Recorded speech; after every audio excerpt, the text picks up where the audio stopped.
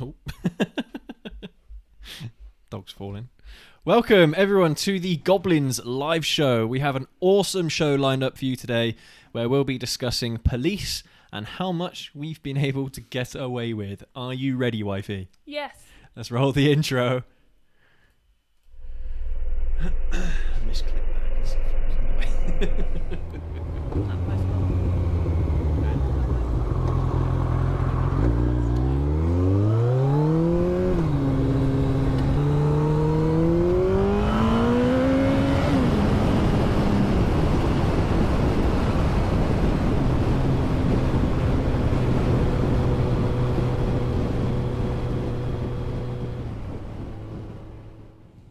How are we doing, wifey?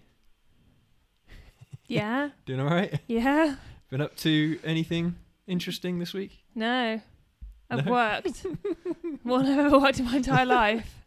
She has been working late quite a lot recently, so... Done a lot of hours. I basically done my whole quota this week in 4 days. Yeah. But Busy bee. I am going to see Fantastic Beasts tomorrow in the cinema. Which one? What's it called? The new one? What? I don't know. I think it's called The Secrets of Dumbledore or something like that. Oh, okay. You're a bit of a Harry Potter nerd, aren't you? No. She said with a Harry Potter blanket on her lap. Well, after talking about Top Gun last week's show, I rewatched it because it was on Now TV, and yeah, it's a good movie. I've only seen it once before. Yeah. And I could tell they spent an awful lot of money on that movie, and yeah, watching it again, I definitely enjoyed it a lot more because I didn't realise. I mean, it probably sounds quite obvious to a lot of people that it was actually filmed. The scenes where they're on an aircraft carrier, it's a real aircraft carrier. It's real. I can't remember which one it was. It does actually say in the credits, and all of the scenes of the dogfighting maneuvers and things like that. That's all done by real pilots, real US Navy pilots, which I thought was absolutely incredible. And yeah, I mean, I still don't know how they were able to film something on a real military asset and it be okay. I mean, I suppose it's one of those things that you can only do in America. I struggle to believe that, like, I don't know, a British movie or British production company asked, the government to film on the HMS Queen Elizabeth or something like that, and actually get away with it. But I don't know. I don't know. I don't know, because there are scenes in like The Crown and stuff of them on a ship, but it could be CGI'd. That's what I mean, and I think that's probably how they would do it nowadays. Is they'd CGI everything. It'd probably be cheaper, and maybe they'd be able to avoid some legalities, so to speak. But yeah, it's really cool the way how they actually film real life kind of drills, aircraft maneuvers, and real drills and stuff. Film from the aircraft carrier. Yeah, it's really cool. It was a really cool movie, and I'm looking forward to seeing the next one. Is that pre-Mission Impossible? By how much? When was the first Mission Impossible movie? 1991? 95? I don't know. But Top Gun was 1986, I believe. Oh, right. So at least came out. If it was 91, at least 4 years then. 4 or 5 years. It was one of his breakthrough roles for Tom Cruise. I mean, he did a movie called Legend as well, which I rewatched recently, and that was a bit naff, to be honest, but it's quite cool at the end because he fights like a devil, basically. He fights the devil. It's got massive horns and stuff, and the makeup's really cool. Oh. No, like the special effects and stuff are really cool, and the costumes are really cool, and they look legit. But I think just the storyline lets it down quite a lot. But yeah, apparently it's a cult classic nowadays.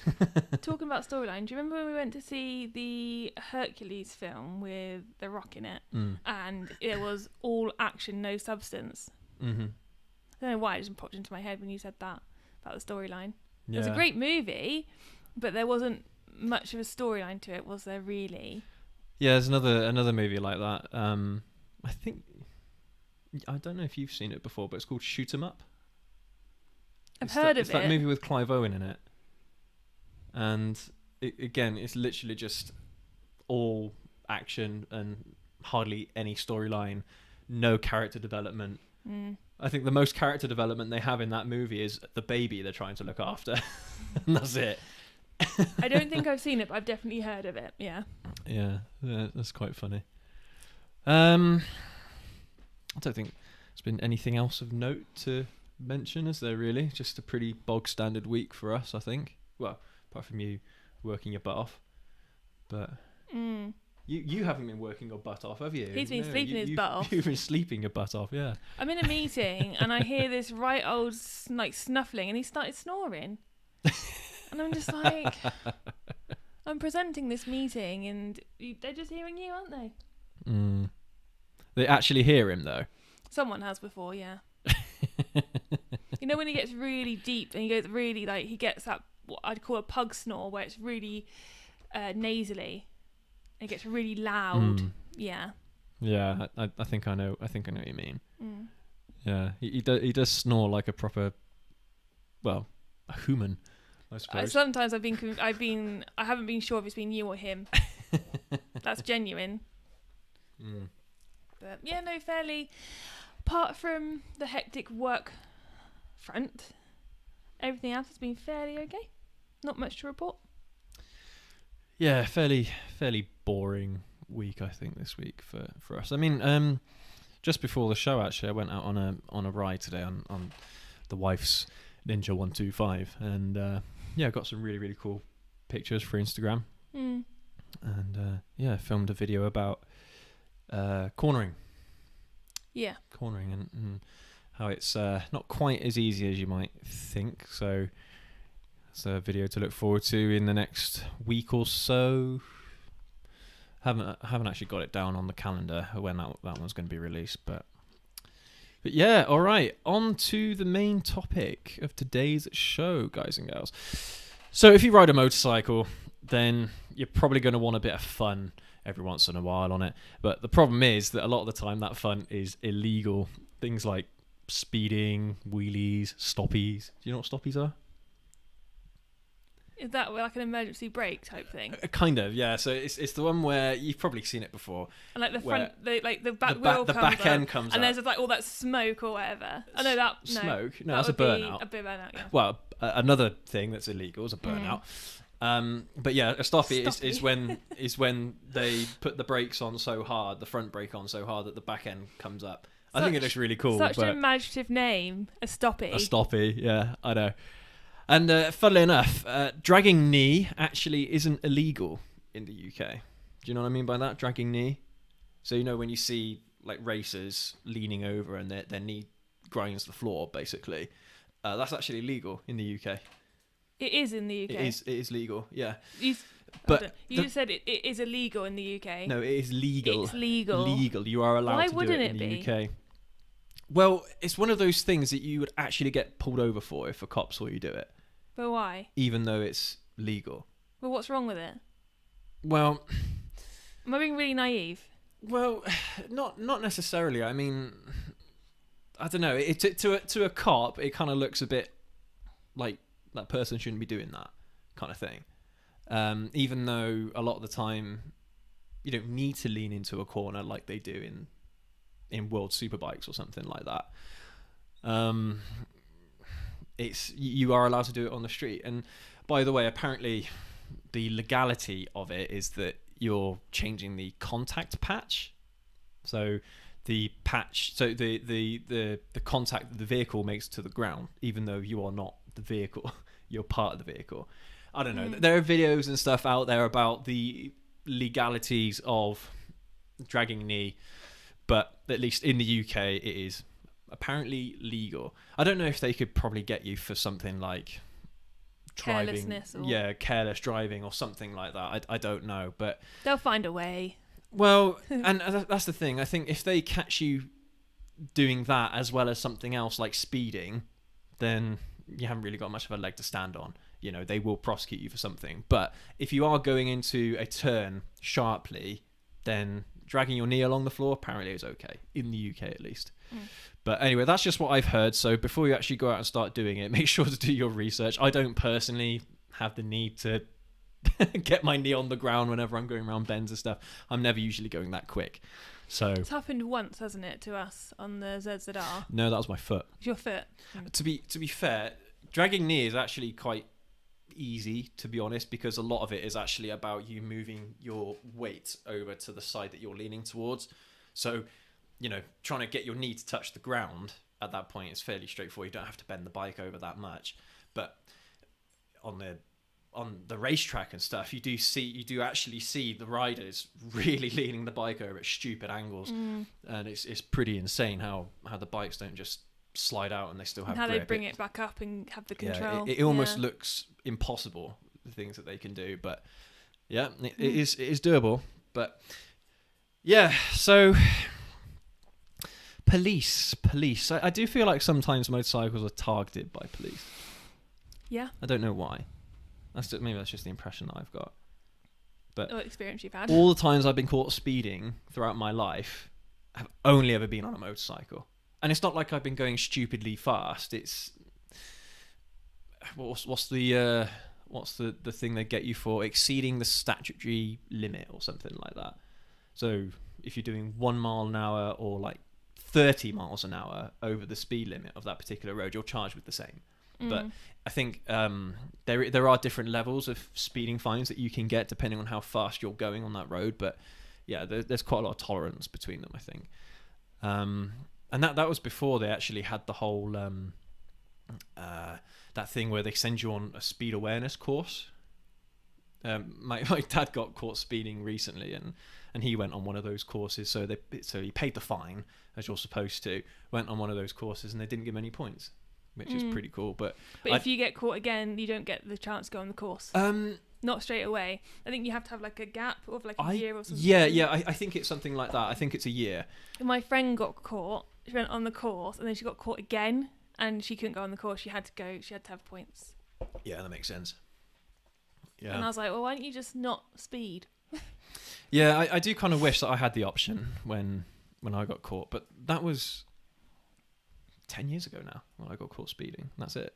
I haven't been caught speeding since. You've been caught within the last 9 years because you were meant to pick me up from work, and I was waiting. When was for that? you. 2012.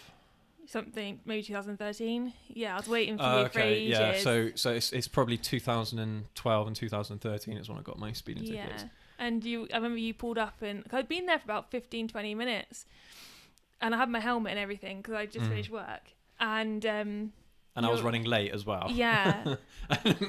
Maybe run even later. Yeah, and you were like, I've just got pulled over, and I was like, oh my god. Yeah. Well, we'll talk about those experiences in a minute. But there was actually a video that I did recently where I was doing, I think, 49 on the speedo, 49 miles an hour, and I went past a speed van. I didn't even twig it was there. I was concentrating so much on the content, producing the video and talking about whatever the subject matter was. I think it was how hard is it to get a motorcycle license. I think it was that video. Yeah. And it was after I went past it, and I was like, oh bollocks. I actually meant to say, so in that video the flap is shut, I went past another one, had to slam my I didn't slam my brakes on, but I was going slightly faster than I should have been, but the window was open, and that's how they're active. Yes. But I haven't had a ticket because about 3-4 weeks ago. I was going to say, after reviewing the footage that I had when I taped it, it didn't look like they had the windows open. No, so, I think I was doing like 44 and a 40, so just dropped down to you would have been fine. I know, you would have been fine. Even if you were doing actually 44 miles an hour in a 40, you would have been okay. Yeah. But the speed you were actually doing is probably more like 40, 41 miles an hour. That's it. Because whenever you go past those like electronic things, and I'm like, I'm doing 30, I'm in a 30, like, you're doing 28, and I'm like, what? Yeah. What? Yeah, speedos are never. The odometer is always a bit faster. Speedos are never accurate. They always.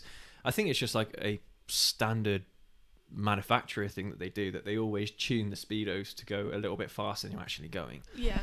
I don't know if that's something they are required to do, or if that's just something that they do just for whatever, just an industry standard. I don't know. Yeah. I don't know. But yeah, so luckily, no, I didn't get a speeding ticket from that incident either. But the thing is about motorcycles is when you go past one of those speed vans, so obviously you haven't got a number plate on the front of the bike, but the way how they catch you is that they will capture an image of you in front of the if you're in front of them riding past them, they'll catch an image of you in front, and then they have another camera that's actually pointing out the front end of the van, and they'll take another picture of you going past then, and that's how they get your number plate. But I don't actually know if when they take the first image of you where you can't see the number plate, if they can then prosecute you after you've slowed down going past them. I bet they don't care. I bet once they've snapped you once, all they need is just the number plate then, regardless of what speed you're going. Like, I don't even know if the camera that's on the front of the van actually captures the speed that you're going. I don't even know. They probably don't care. Once they've caught you once, I suppose that's it. And you might not have had enough time to slow down from when you've seen them to get to that front car, depending how fast you're going. Yeah. And that was another incident. So recently I had a trip up north to Cumbria for work, and it was on my way back where they had these like variable speed limits, and they had the gantries, and I can't remember if I've said this on the show before, but I went past one of the gantries that said 60 miles an hour, so I was doing like 66 miles an hour, maybe a little bit less than that, I don't even know, I can't remember, but I was in the 60 mile an hour range. And then there was another gantry a little bit further up that said 50 miles an hour, but I read it as 60 still. But luckily, there was a car in front of me that I was catching up to, so I started slowing down. But I slowed down to the point where I was actually going slower than them. At least this is how I remember it anyway. But as we went past the gantry, the strobing light came on, and it took a picture. And I didn't know if it was of the car that I was in, or if it was in the car that was in front of me. I haven't had any word. It's been about a month, hasn't it? It's been about 3 weeks, and they're supposed to notify you within 2 weeks. So I think it must have been the car in front of me. But I don't know. Because again, I don't know how quickly those cameras reset as well. So like if you have a gap between two cars, something like, I don't know, 15, 20 meters or something, it takes time for it to reset before it takes another picture. But if I you're don't on know. The tail of... Yeah, that's what I mean. I can't remember how close I was to that car in front, but I was probably about 10, 15 meters. No, maybe 20 meters in front or 20 meters behind them. But yeah, I was all the way. I was catching up to them, up to the gantry, and luckily, because they were in front of me, I slowed down. And looks like I might have slowed down just enough. But yeah, so that was another incident. A near miss. Yeah, I don't like these variable speed limits. Like, I don't mind the ones that they put up for advisory, so like when there's congestion or something up ahead, but the ones where they actually set a legal speed limit now on that particular section of motorway is just annoying and just confuses people. Just slows the whole journey down as well. Yeah, and I mean there have been occasions where I've gone past one of those gantries where it says like 50, 60 miles an hour, and I'm driving down the road at the speed that the gantry's set, but then there's no signage to say that the speed limit is no longer in force on that road. So how do you know that what the speed limit is now? So yeah, it's just one of those things. I don't know if I agree with those speed cameras. Obviously, things like when there's been a crash and there's workers cleaning up the road, fine, that makes total sense. When there is a workforce in the road doing maintenance and things, that makes sense. You know, I mean, we already have the average speed check thing, but yeah, I mean, we're kind of going a little bit off topic there, but that's the experiences that I've had with police and the law, so to speak. But I mean, have you ever had any involvement with the police before, wifey? She's a good girl. She's a good girl, you see. But I also haven't been driving that long, really. I've only been driving about 6 years. No, hold on. for 4 years now. Yeah. Excuse me. But yeah, no, I haven't had any involvement with the police, not driving wise anyway. Oh, I haven't shoplifted or anything either. Just that sounds really bad, but I've never been in trouble with the police. No, we've had our cars broken into before, haven't we? We have, but you dealt with that for me because again I was at work when you found it, wasn't it? Yeah, but yeah. I mean, I suppose it's not experiences against us. No. But yeah, so I mean, my experiences of dealing with police haven't been positive, to be honest. I mean, yeah, the one where I was going to pick you up, that was actually an unmarked police car that spotted me, and I'm thinking to myself, come on, really? They're using an unmarked police car sitting in plain sight with a speed gun. Isn't that the guy who was actually a motorcyclist himself as well? Yeah, he was a biker. And he's like, I've got to do what I've got to do or something. Basically, yeah. I mean, I was honest with him and I said, look, I'm in a hurry. But at the same time, it was coming down off a bridge. So I was going downhill. Yeah. It was an open road. There was no traffic in front of me whatsoever. I wasn't even looking at the speedo. Yeah. Who cares? As long as I was in control of the bike, then as far as I'm concerned, it shouldn't have mattered. But anyway, my point is that the resources that they're spending on an unmarked police car just to catch people speeding just seems a bit ridiculous to me.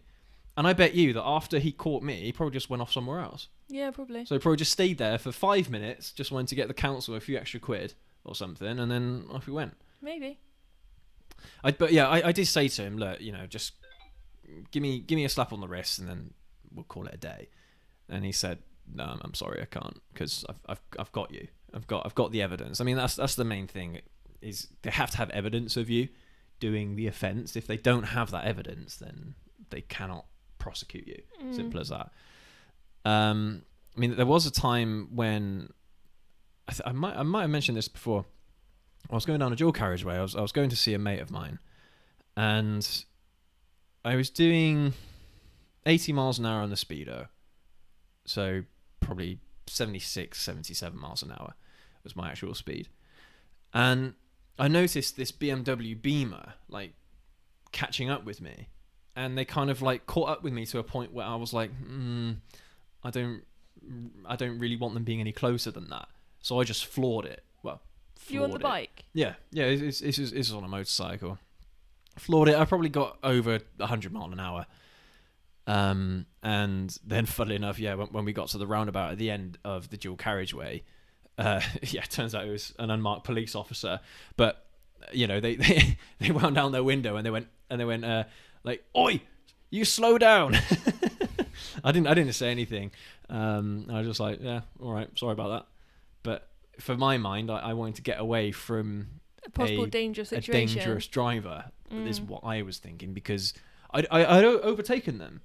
And then all of a sudden I see them, catching up with me, and I'm like, what are you doing? Why are you doing that?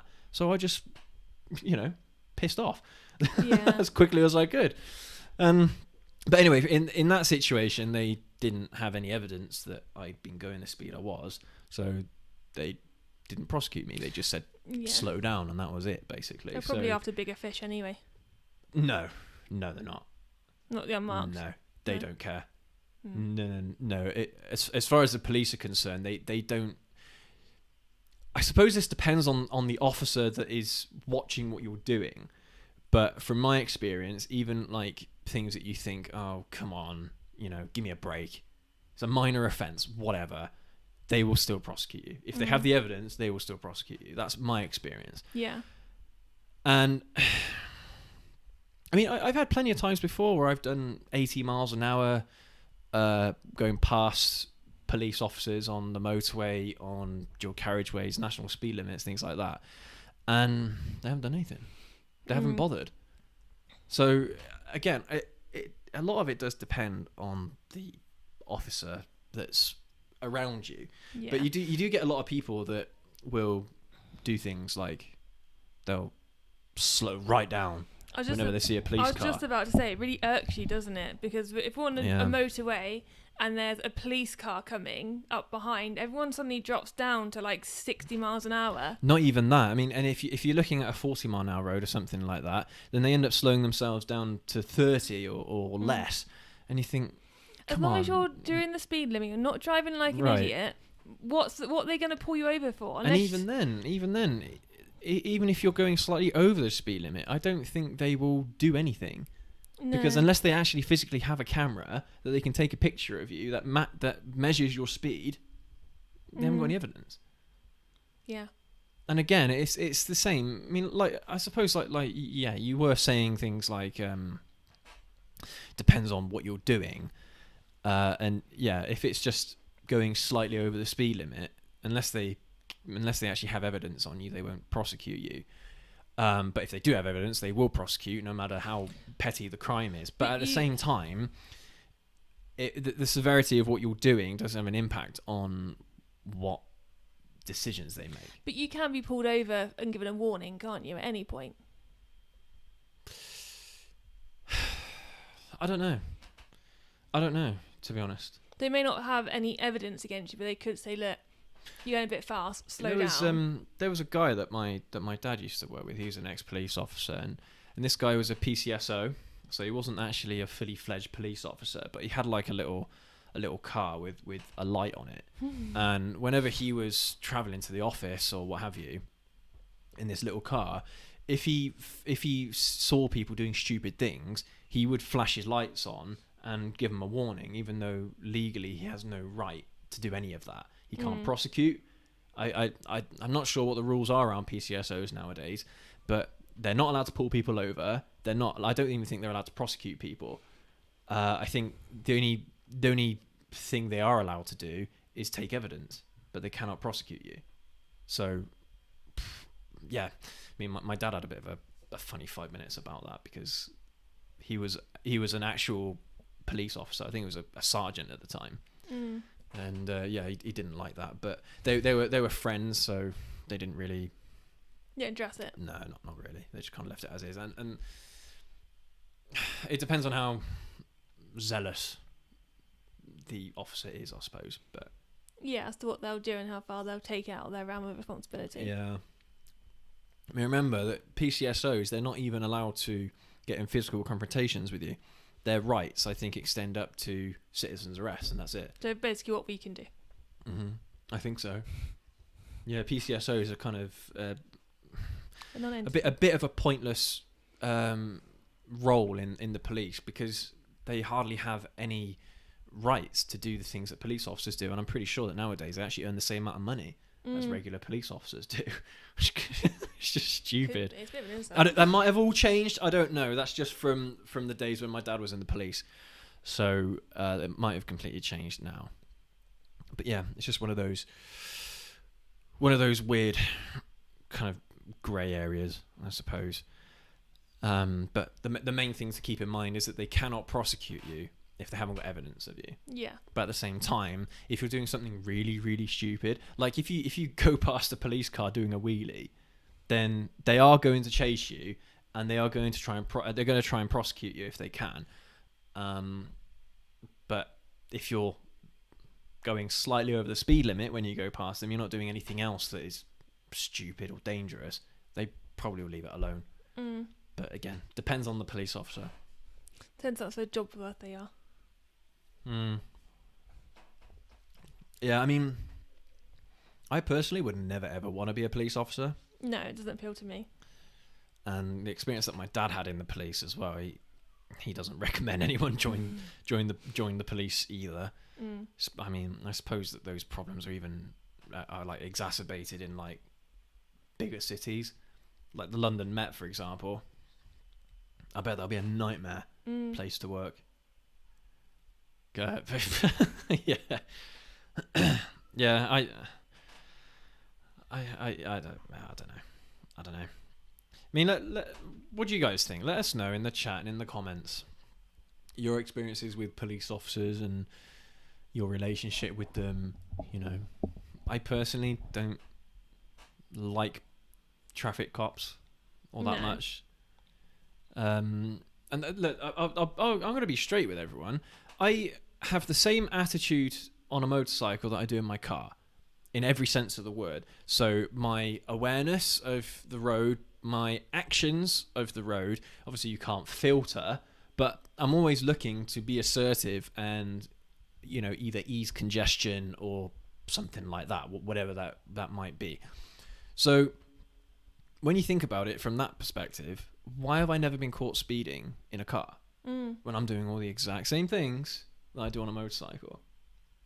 I don't know. That seems a bit weird to me.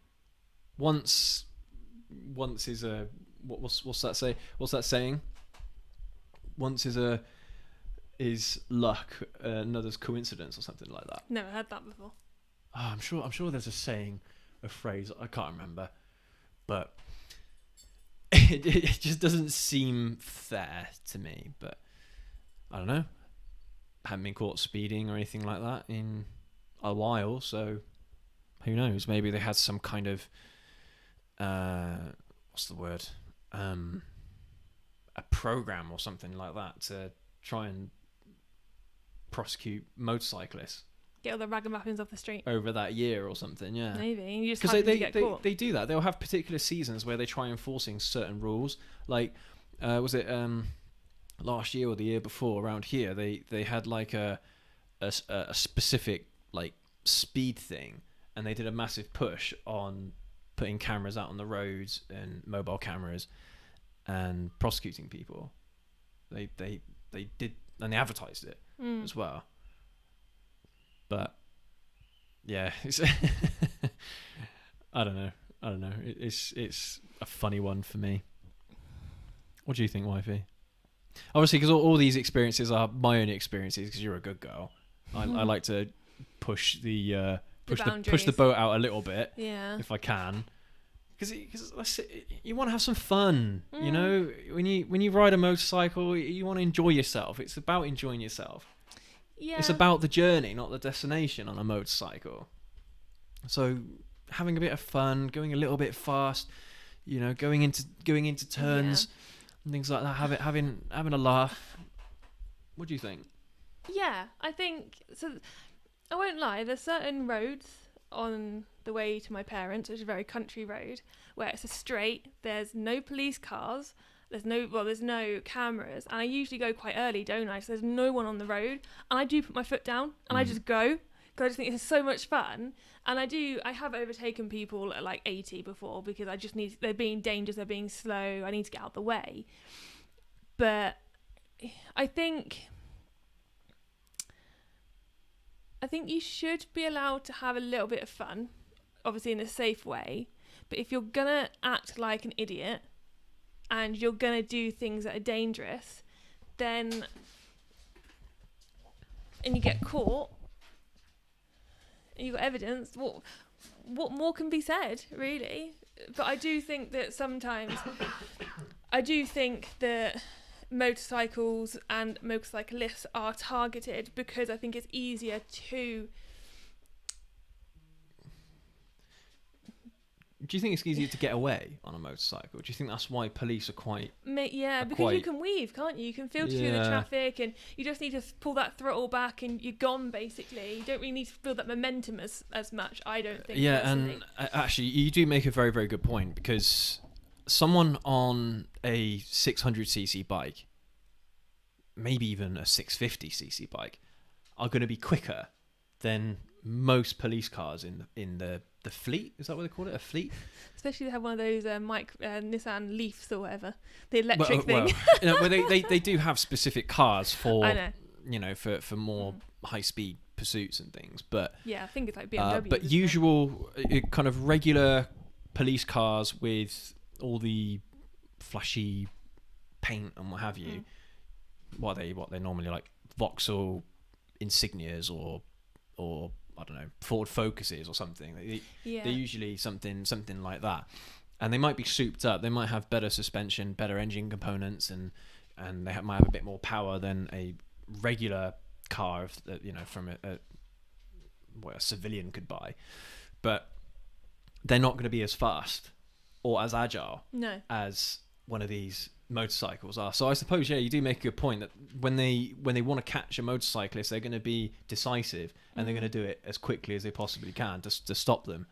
Why don't you think, you know how they have like, I don't know if they do it in London, but in America they have like the horses, like the rider police, and then like they have we have them here as well. Do we actually have police on motorbikes though? Because in America you do. That's the point I was going to get to. So we have police on horseback over here. But do we have police on motorbikes? Around here, I have not seen a police officer on a motorcycle ever. The only thing, actually, something kind of related but not at the same time. So my dad, before my parents moved, my dad was part of the blood bikers, wasn't he? So my dad would deliver breast milk and blood and to organs, all the wouldn't it? Yeah. Not organs, just no, blood. Not organs. No. Oh, okay. That's I think completely. I think you have to be like really specialised to do that because of like transporting them and stuff. So my dad would go out on his bike, and the way the blood bikes works is that you have to take your own bike for the first 18 months, because otherwise I think it's to get yours, like how serious you are and involved you are in your commitment to it. So my dad he's got a white bike, didn't he, as a second bike, so it was just dedicated to that. But when he'd go out, he would have like the jacket on to say what he was doing, and they would go and do a lot of fundraising, and they'd be like, I don't know, in a big shopping centre or something on quite a fast road. And my dad said the amount of times he saw people speeding down the road, clocked these people, and then they slow down because they thought, oh, it's a bunch of police. But we don't have, as far as I'm aware, a motorcycle police squad.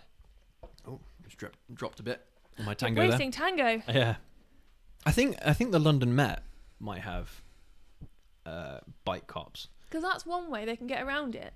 Get a Ducati or something. Police colours. I think. Or your uncle. I think a motorcycle police officer, though, I think is quite a specialist role because, obviously, a police officer would normally have a driving license, and then they'd have to do some advanced. Hang on, let the dog out. There you go, bub. Yeah, well, they have to go through some advanced training, police training, and things like that. And then, of course, if you have a police officer that wants to be a bike cop, then they have to have a motorcycle license, and then they have to do the advanced training course on a motorcycle as well, which might be more intensive, might not. But that one police officer probably has to do two sets of licenses, and then two sets of courses, which for the police is probably quite expensive. But if they already come, like if they say, like, motorcycle squad, you must already hold a motorcycle license, and that's one thing they've already done. You know, and you wouldn't join the police if you didn't have a no, that's not what I meant.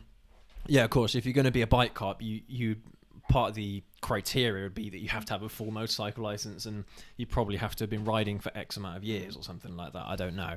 But you know the fellowship that my dad does, and he has to have the training once every, I want to say 2-3 years, maybe it's every year.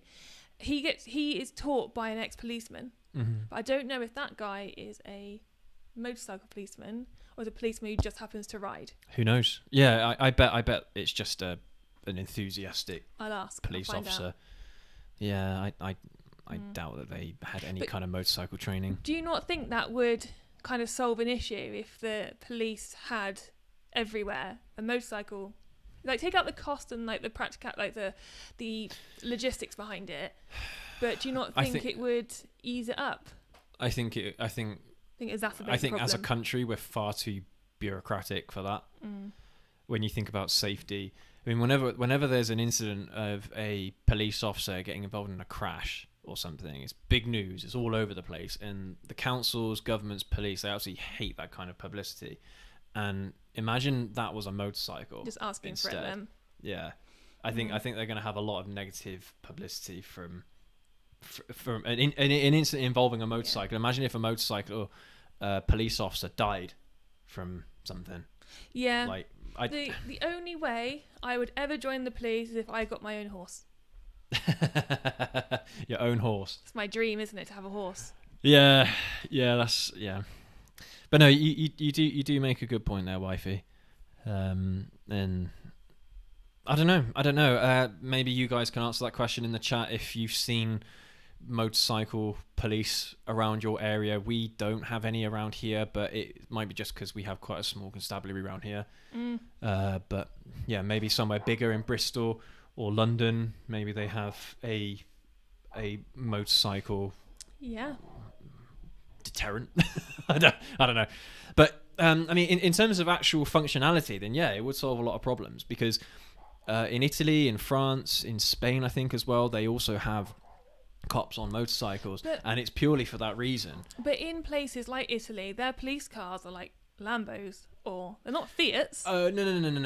I think that's just publicity. Oh, is it? Yeah, no. If a police department in Italy has got a Lambo or a Ferrari, that's just a one-off car. It's not like they have a whole fleet of cars that are Ferraris and Lambos. It's not like that. Most of their cars are probably going to be Fiats.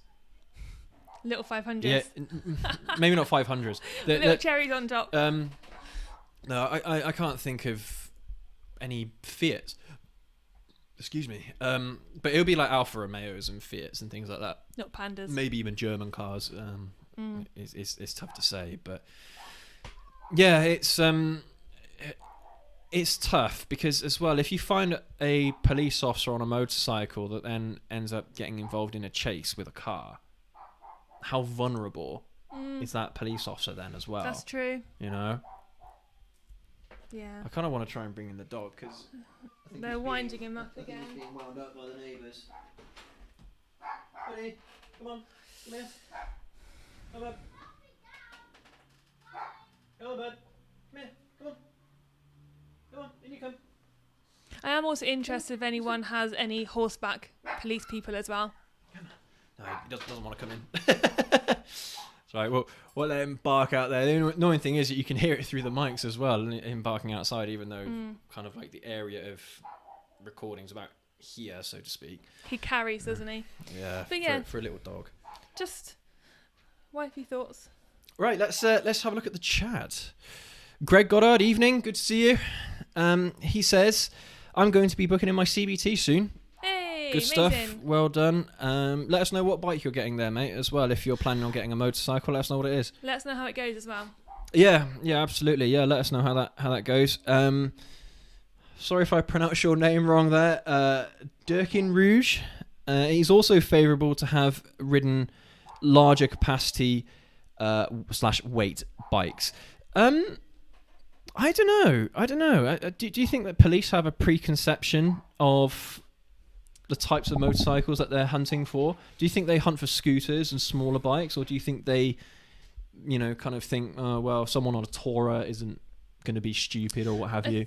There he is. I think if you looked at like maybe one of those bigger bikes that have like the panniers and the top boxes on, you'd probably think, well, that's a dad's bike, maybe. Like. Yeah. But when you look at these types of bikes, and you have like the H2 and you have like the sport looking bikes, I think they probably go, you're trouble. Yeah. Whereas me, I can get up to 74 on my bike if I lean forward.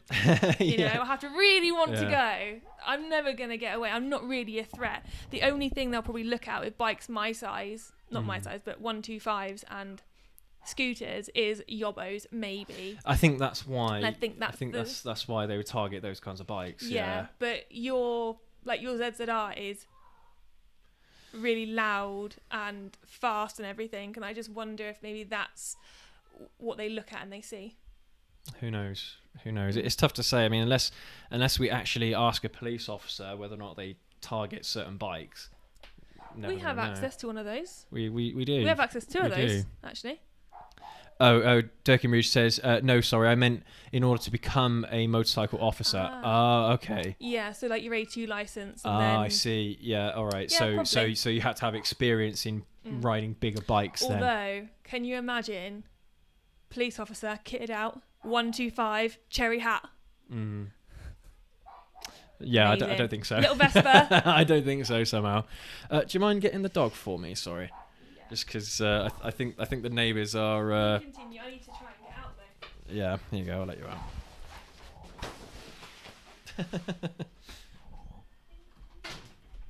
Sorry about this, guys. Got all the neighbours' kids all out, and I think they're throwing stuff over our fence. At our dog, unfortunately, and he seems a bit scared now. So that's great. But yeah, let's carry on here with the chat. Durkin Ridge, where do you live, mate? Do you live in the United States or is that in the UK? Let us know where you live. 'Cause I'm curious to know, because obviously, rules around Europe and stuff are going to be entirely different to the United States. So yeah, I'm curious to know what's going on there. Oh, you managed to get him in there. Stay here, bud. Wife's crawling in back into the room. You okay? Yeah. I put on my stern voice. Oh yeah. And I asked them to stop winding the dog up. What were they doing? Were they throwing stuff over the fence again? Yes. What were they throwing? I'm nothing if not graceful. Oh, I'll show you later. Oh, scratched my head, hit my arm. Gotcha. Right. What did I miss? Not a lot really. Just catching up with the chat. Oh, so Durkin Ridge, so you're saying that's all in the UK? That's good then. So interesting. So Durkin Ridge says, I come under one of the 43 forces in England and Wales. There you go. That's the thing. I don't. Certain constabularies, I suppose, they have specific needs for motorcycles. Others might not do, but yeah, it's interesting because I've never ever seen a motorcycle police officer around here, at least. But I mean, Greg Goddard in the chat also said there's loads in London. Apparently, it's quite popular, and I imagine that's the best place for them. Because imagine if there's like little alleyways and stuff like that for, again, like yobbos on scooters and stuff. They can fit down on London roads and things. It makes sense for them to have a bike. Yeah, absolutely. Interesting though. It's an interesting thought, and yeah, it is. I'm glad it popped into my head. Yeah, absolutely. Things we learn. I like learning stuff. Yeah, that's right, and that's the thing. A lot of these discussion points, it's all about kind of enlightening us and other viewers. So yeah, it's great when you have viewers that are putting information into the chat that is useful for everyone. So I'm always happy to be corrected on something if I'm wrong. Oh yeah, me too. Learn, Absolutely. Yeah. I mean, I don't have all the answers. I have none of them. But yeah, by any means, no way. Greg Goddard, he says, "What are your thoughts on Lex Moto?" Okay, so I actually have a video about Chinese versus Japanese bikes, which I will, hang on, which I'll recommend to you. But the dog is giving us some more trouble again. So I go through the discussion points there, and I actually talk about Lex Moto specifically. Yes. But personally, I wouldn't buy a Chinese bike. From my experience, Chinese bikes, they might sound all good on paper. They might have decent performance numbers, especially compared to Japanese bikes. But the main issue that I've had with them is they're just not reliable. They have left me on the side of the road many times. I don't know if that's just because of the bikes that I'd had, but at the same time, I've never had any issues with any Japanese motorcycles whatsoever. Older ones, newer ones. The thing about Japanese bikes is that even if something goes wrong with them, they'll still be able to limp you home. Whereas the Chinese bikes that I've had simply just cut out and stopped working. There was one occasion where the bike that I had, it was a Lifan 125. And that's all these motorcycles are all produced basically in the same factories in China. And they, it just died on me. It just died, left me on the side of the road. No idea what happened. It just died. It wouldn't start back up again. So I called up the guy that sold it to me, who actually was a mechanic. And he went and picked up the bike and had a look at it. He couldn't see anything wrong with it. He just gave up the ghost. He didn't know what was wrong with it whatsoever. And so I don't know if like the engine got flooded or if the carbs needed cleaning, but it didn't seem like it. To him, at least, it didn't seem like there was anything wrong with it. But that's the biggest problem that I find with Chinese bikes. They're just, you just don't know what's going to happen to them. I think Lex Moto, I think they're trying to change that kind of idea of Chinese They bikes have, because yeah. they do seem to be. Sorry, bud. They do seem to be more professional, and and you are seeing dealerships pop up, Lexmoto dealerships pop up around the UK. Yeah, they're trying to change the stereotype around them, aren't Yeah, they? so and they come with 2-year warranties as well, which is standard as the Japanese manufacturers are as well. Yeah. So give them some kudos. It's like we said last week when we went shopping for my bike. I just looked at Japanese, didn't I? And that wasn't your influence. That was just... Yeah, I mean, that's the biggest issue with Japanese bikes, especially with smaller ones.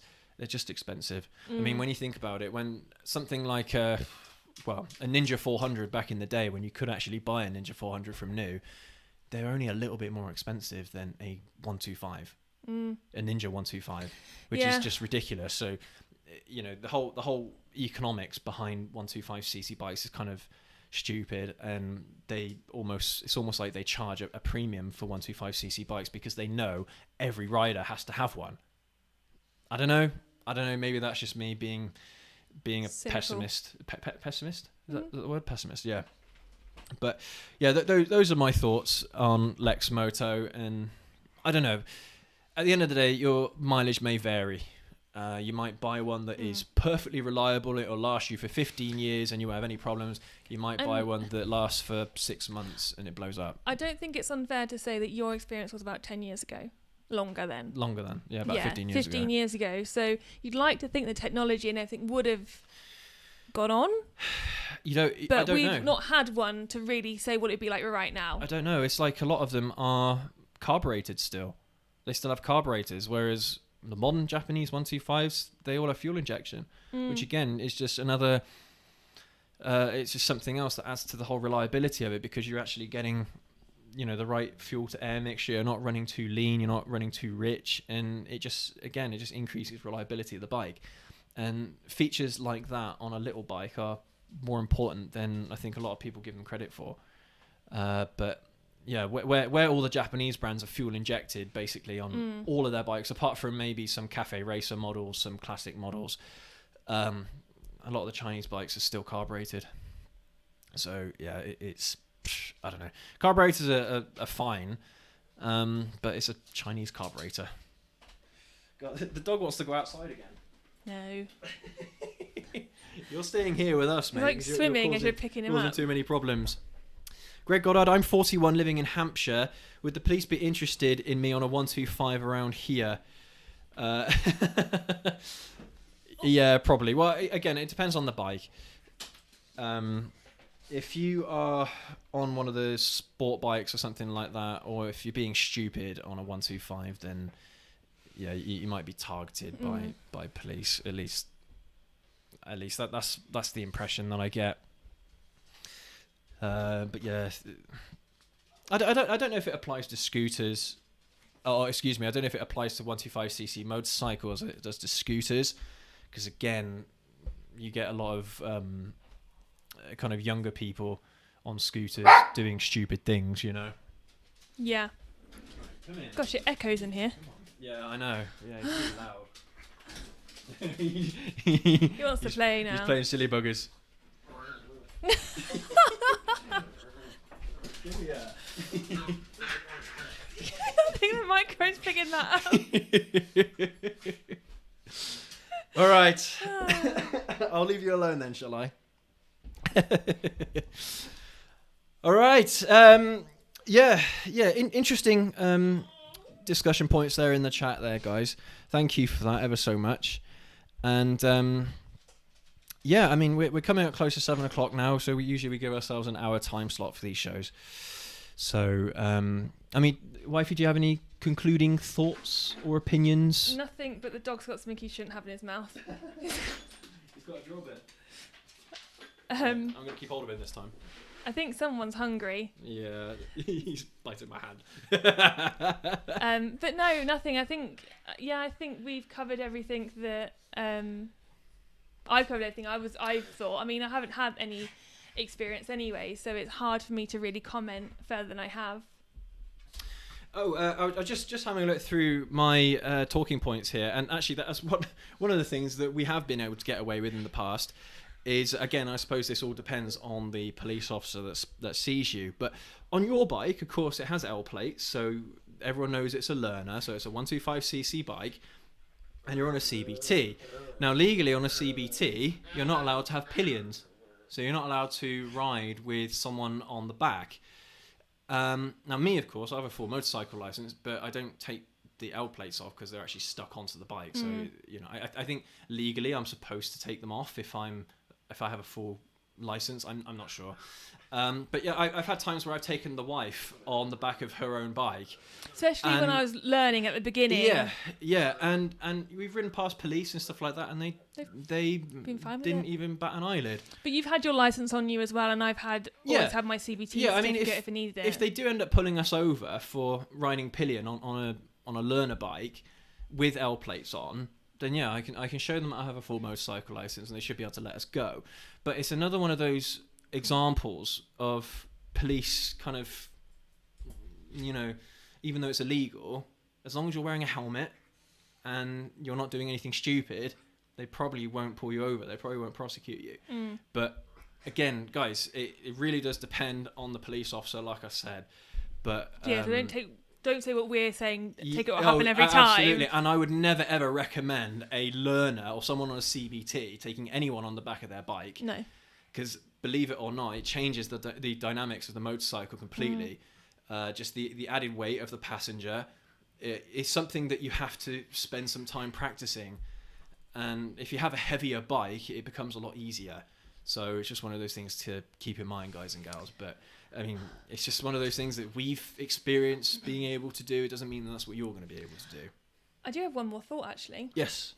For our friend who's doing their CBT, we have quite a few videos, don't we, about hill starts and stuff. Yes. So just check it out and see if that helps and see what you think. Yeah, absolutely. I mean, feel free to if you need to kind of have a bit of help with some aspects of riding a motorcycle, and we have got our basics video as well, riding a motorcycle, the basics. So yeah, I recommend you check that one out as well. Just in case there's anything that that you might have missed or something like that, there might be some information in there that might be useful to you as a learner, as a beginner rider. But let's see if there's anything else in the chat just before we sign off. Durkin Rouge, it would depend on what level of crime is committed with or for bike. I would imagine as to whether there is a specific focus on the bikes. Yeah, that's right. Yeah, it's like what we said earlier. If you're just going slightly over the speed limit, a police officer isn't going to do anything. But yeah, if you're being stupid on a motorcycle, then they're going to try and prosecute you. So I think that's just common sense, isn't it? I mean, police officers are human as well, so it's not like as if they're out to get you necessarily. They're just there to try and uphold the law. It's not their choice. The law is the law. It's not their choice. Their job is to enforce it. Yeah, their job isn't to set it. So go easy on police officers, guys. They are just human like us. Yeah, and they understand that we want to have a bit of fun and what have you. And I think if you're just having some fun, I don't think they'll care. But it gets to the point where if you're being stupid, then obviously they're going to want to have a few words with you, I think. Greg Goddard, my first time here. I'll be back next week. Fantastic, brilliant. Yeah, good to hear that, mate. And also check out our Instagram. Yeah, of course. Yeah, we've got the Instagram handle on the banner up there. Durkin Rouge. It's never a simple answer with regards to pillion riders. Most of the time, it's the youth, and what they make of. A pursuit needs to be authorised if you are to follow for riding a pillion. That's actually, again, a really good point. Yeah, is the police officers in the UK, they can't just go in pursuit of people. They actually have to radio in to the head office, and they have to get approval to do it. So again, from a police officer standpoint, if there's a learner with a pillion rider that's being sensible, is it worth calling in? Yeah. Don't know.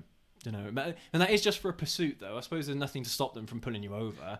Yeah. But if you just go for it, then that's when it kind of becomes a bit of a grey area. But at the same time, if you're doing something that's stupid enough for a police officer to think, right, I'm going to pull you over, mate, then you've probably already done something in their eyes that think, well, That's what cool are you to doing? see, That's yeah. dangerous. Stop doing that kind of thing. But yeah, that's right. All right. But yeah, guys and gals, thank you ever so much for watching today's live show. And thank you again for the contributions in the chat. And I'm always really happy to see what you guys have to say and your opinions and what have you. So it's and as well having a police officer in the chat actually giving us some talking points, really good talking points and things. Remember, I'm not a police officer. My dad's an ex-police officer, but that's the only experience that I've had. And a lot of the time, it's just we're just talking about our experiences on this show. So it's really good to actually see it from a police officer's perspective. So thank you ever so much for that, guys and gals. And we will catch you all in next week's show. Remember, there's another video released tomorrow.